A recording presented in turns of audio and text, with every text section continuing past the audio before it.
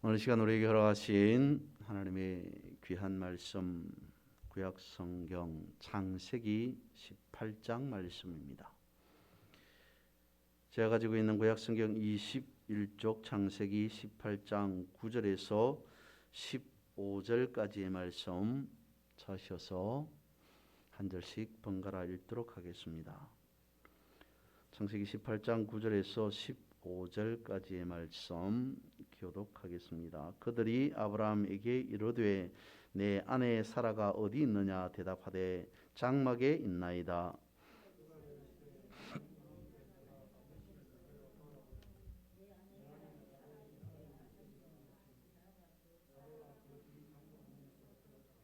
아브라함과 사라는 나이가 많아 늙었고 사라에게는 여성의 생리가 끊어졌는지라.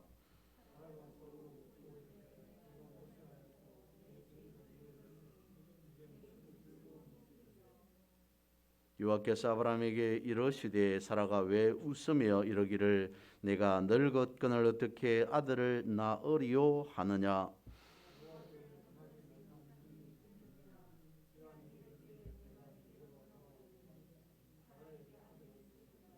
15절 같이 보겠습니다. 사라가 두려워서 부인하여 이르되 내가 웃지 아니하였나이다. 이르시되 아니라 내가 웃었느니라.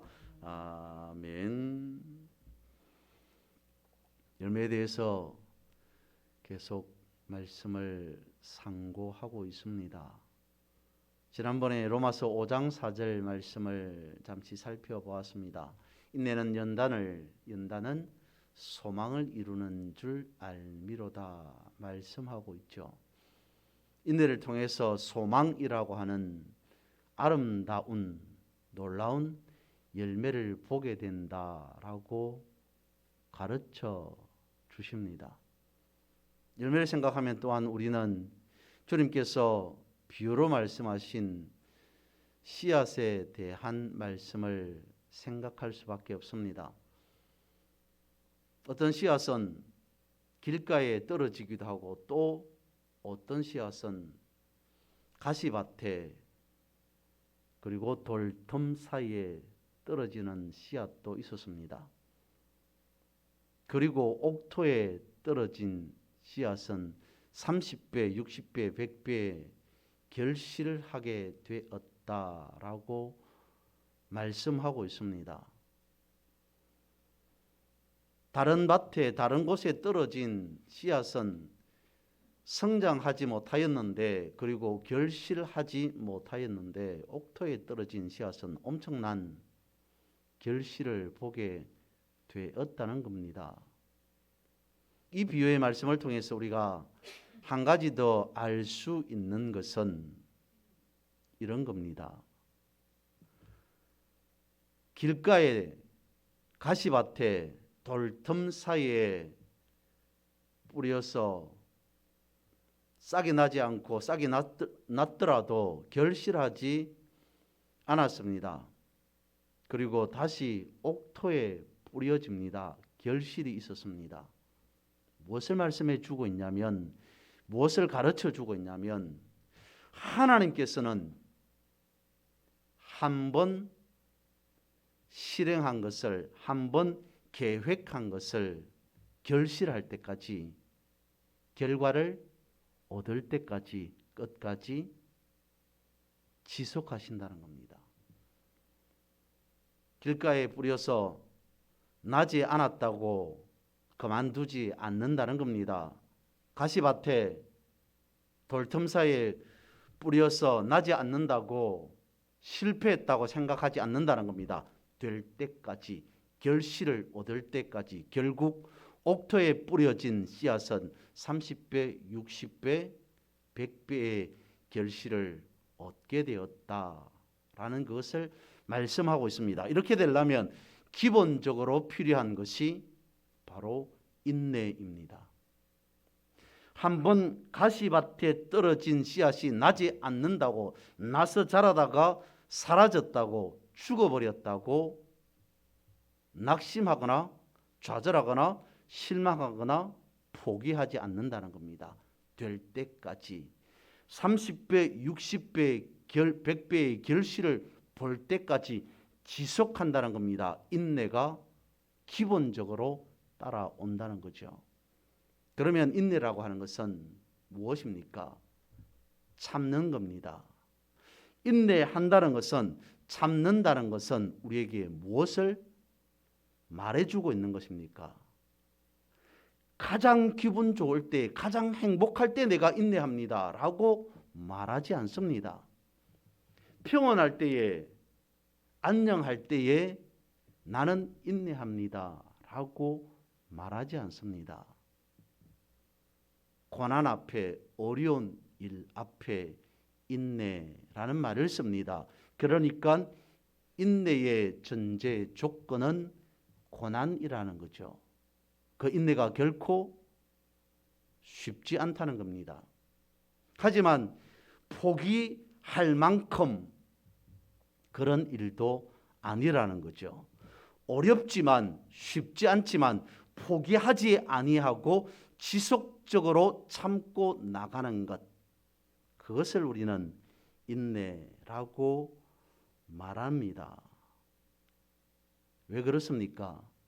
인내한다는 것은 그 일의 결과가 어떻게 된다는 것을 이미 바라보고 있다는 거죠. 인내는 연단은 소망을 이룬다. 그리고 돌짝밭에, 가시밭에, 길가에 뿌려서 안 되더라도, 실패하더라도 다시 될 때까지, 옥토에까지 뿌린다는 겁니다. 인내한다는 것은 그 너머에 하나님의 역사하심으로, 하나님의 소망으로 나타날 결과를 바라보게 된다라는 그것을 가르쳐주고 있습니다. 오늘 본문에서는 어떨까요? 오늘 본문에 등장하는 아브라함은, 그리고 사라는 어떤 삶을, 오늘 본문에서 국한해서 생각해 봤을 때 어떤 인생, 어떤 삶을 살았던 걸까요? 오늘 본문 앞의 상황은 이렇습니다. 아브라함의 원래의 이름은 아브람이었습니다. 그런데 아브라함을 하나님께서는 아브라함으로 이름을 고쳐주셨습니다. 바꿔주셨습니다. 이는 이름이 바뀌었다는 것을 말하는 것이 아니라 아브라함의 삶이 바뀌었다는 겁니다. 아브라함의 인생을 하나님께서 바꾸어 놓으셨다는 겁니다. 그것을 확인이라도 마치 시켜주듯이 어느 날 아브라함에게 천사가 나타납니다. 찾아오죠. 아브라함은 천사를 극진히 대접합니다. 그리고 놀라운 소식을 듣게 됩니다. 너에게 아들이, 자손이, 후손이 있을 것이다 라고 하는 이 엄청난 소식을 아브라함은 접하게 됩니다. 오늘 본문의 말씀을 다시 한번 읽어드립니다. 창세기 18장 9절과 10절입니다.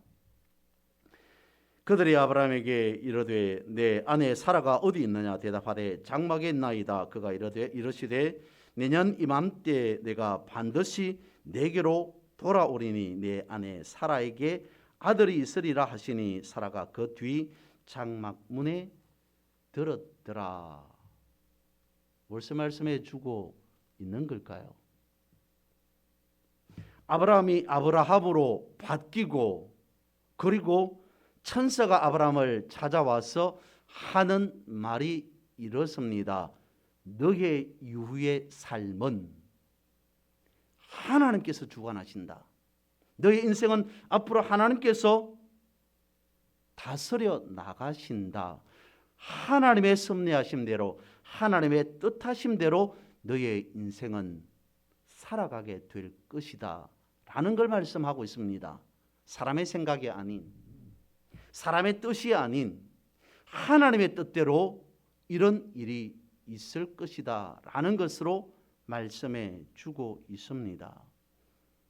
하나님의 뜻, 하나님의 섭리, 하나님의 때라는 것에 대해서 갈라디아서는 이렇게 말씀해 주고 있습니다. 갈라디아서 4장 4절과 5절 말씀입니다. 때가 참에 하나님이 그 아들을 보내사 여자에게서 나게 하시고 율법 아래에 나게 하신 것은 율법 아래에 있는 자들을 속량하시고 우리로 아들의 명분을 얻게 하려 하심이라. 갈라디아에서 이렇게 말씀하고 있습니다. 때가 참에 어떤 계획이 있습니다. 그 계획이 이루어지기 위해서는 분명히 과정도 필요합니다.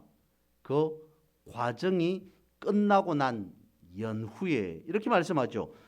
때가 참에 하나님께서 정하신 그때에 하나님께서 뜻하신 그때에 때가 참에라고 말씀하고 있습니다. 이런 말이 있습니다. 꿈을 이루는 사람은, 그러니까 성공하는 사람에게는 때를 기다릴 줄 아는 사람이다라는 말이 있습니다. 옛 선조들이 좋아했던 사군자 중에서 대나무가 있습니다. 대나무는 또 여러 가지 많은 특징을 가지고 있습니다. 그 특징 중에 하나가 이런 겁니다. 우리가 대나무의 씨앗을 잘 볼 수는 없는데 대나무의 씨앗이 땅에 떨어지면 4년간은 어떤 현상도 볼 수 없답니다.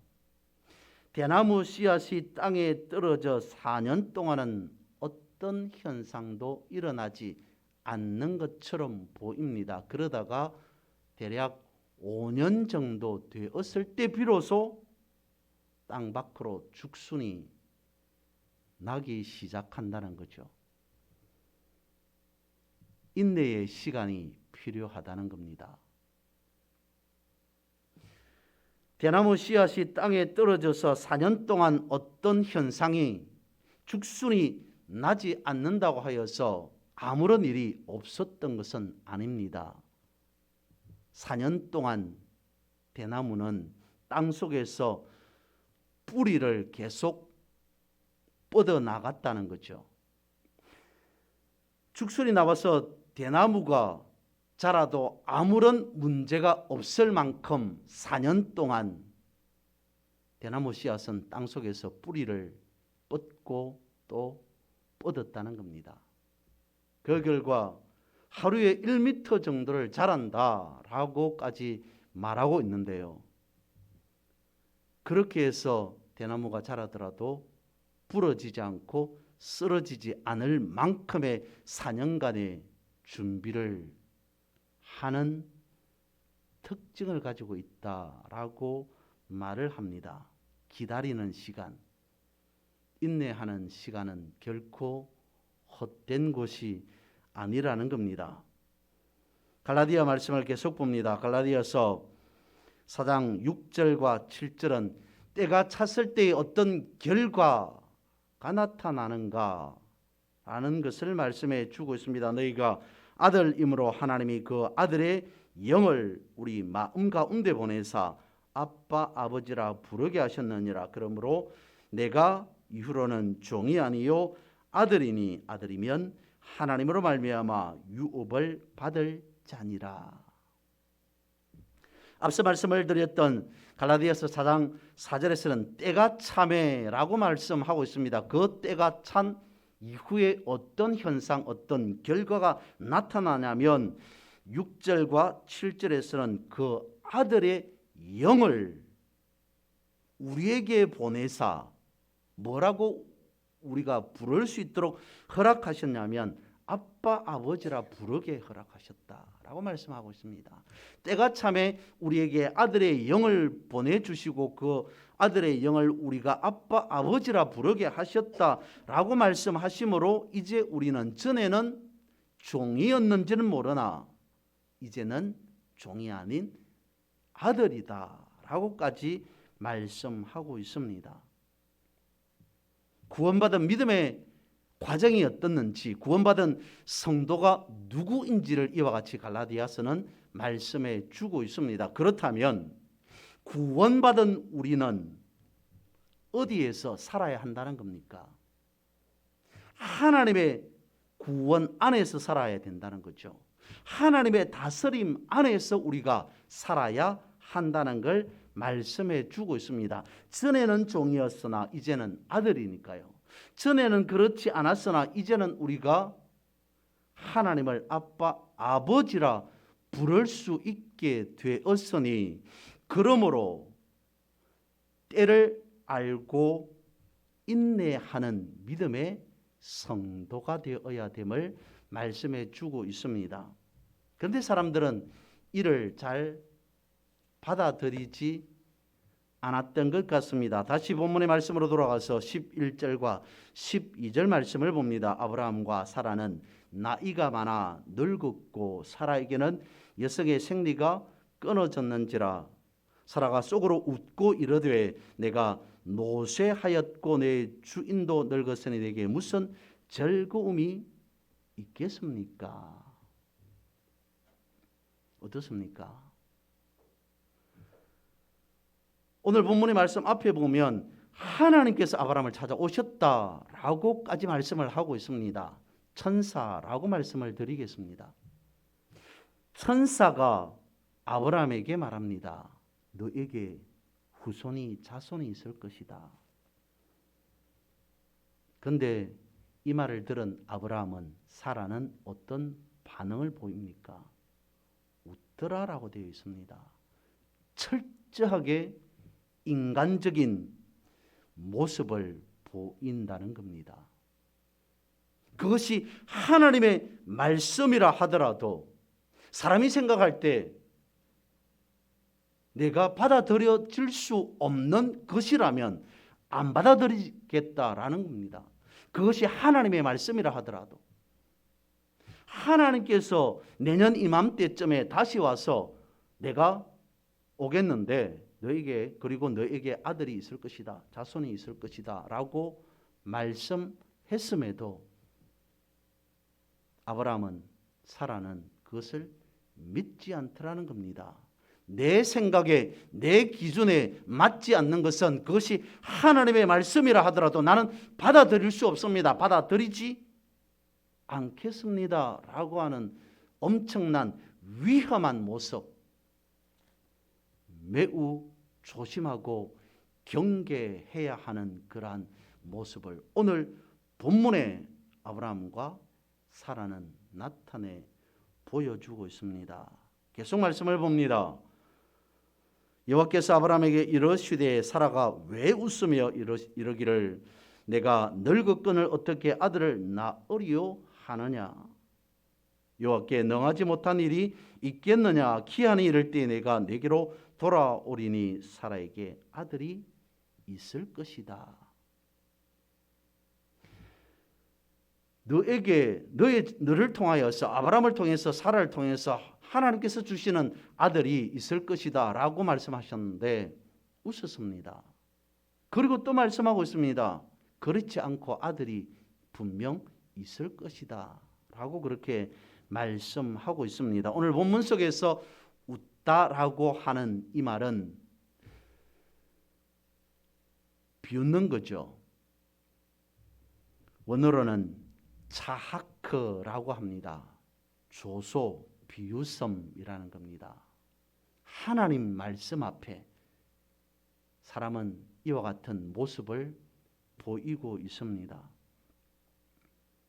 아무리 그것이 하나님의 말씀이라 하더라도 사람이 수용하지 못하는 그런 부분에 있어서는 비웃고 있습니다. 부정하고 있습니다. 업신여기고 있습니다. 그러나 하나님은 약속의 말씀을 계속 진행하고 있습니다. 오늘 본문에서 나타나고 있는 비웃다라고 하는 이 차하크 안에는 또 다른 의미가 있습니다. 그러니까 오늘 본문의 말씀에 보면 사라가 웃지 않았습니다 라고 하는데도 불구하고 아니야, 웃었어, 내가 웃었다라고 말하고 있습니다. 그리고 난 이후에 진정으로 나중에 사라는 웃을 수밖에 없습니다. 웃게 됩니다. 그래서 그의 아들의 이름을 이삭이라고 부르게 되죠. 그때 웃다는 이츠하크입니다. 차하크 비웃다에서 이츠하크로 바뀝니다. 그것이 이삭, 이츠하크에서 이삭 웃다라고 하는 그 말이 나오게 되었습니다. 성경은 우리에게 무엇을 말해주고 있냐면, 사람은 비록 비웃을지라도, 사람은 비록 부정할지라도, 사람은 비록 하나님의 말씀에서 덩질지라도 하나님께서 약속하신 것은 끝까지 진행시켜서 이루신다. 한번 돌짝밭에 떨어져서, 한번 길가에 떨어져서, 한번 가시밭 사이에 떨어져서 나지 않을지라도 날 때까지 하나님께서 계획하신 것은, 하나님께서 약속하신 것은, 하나님께서 언약하신 것은 분명히 결과를 나타내게 된다라고 하는 것을 말씀해 주고 있습니다. 그렇다면 하나님은 아브라함에게 어떤 결과를 주셨을까요?